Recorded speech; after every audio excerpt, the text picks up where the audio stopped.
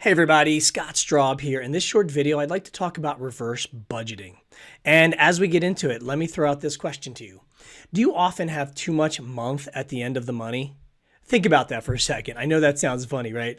Do you often run out of money before the month is over? If so, you're like a lot of people, and you're like the way I used to be a long time ago, about 15 years ago. I didn't have very good strategies, and I was always told to budget my money. Well, the problem was I'd budget it, and then at the end of the month, I'd run out of money. And I learned this strategy, and it's called reverse budgeting. And it's not rocket science, but what it is, it's saving money first and then divvying up or spending what you have left over. And this is a shift, at least it was for me and a lot of people that I work with, in the way that they work with money. Because there's a phenomenon that if you remove the money first, for instance, if you happen to be in a job already that automatically deducts money into, say, a 401k, some sort of savings plan, I will tell you almost every single time you get used to having that less amount of money, and then your life is adjusted accordingly.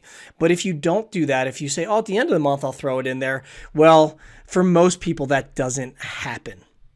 And you might be asking yourself, how do you do this? Well, probably the best and most efficient way is if you have a bank account, set it up so the money gets automatically deducted into one or multiple accounts. And if you don't know how to do that, go talk to your local bank. And if they don't want to do that for you, go to a different bank. You're not tethered or tied to one bank. My bank does this with no problem at all, and I got the fees actually reduced down to nothing when I went in and set up multiple accounts and had them automatically deducted. They were charging me a lot of money for every time the money moved in my multiple accounts, and I said I was going to pull my money out, and they were willing to work with me, and now I really don't pay any fees for this. So definitely ask or try a different bank.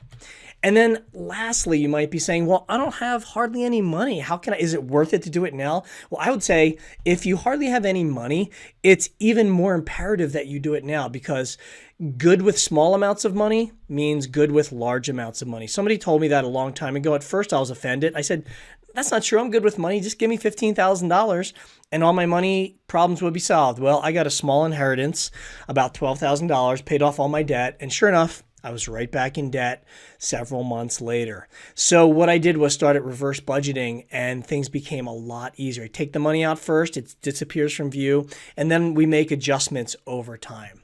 So I hope this little tutorial video helps. Best of luck, everybody.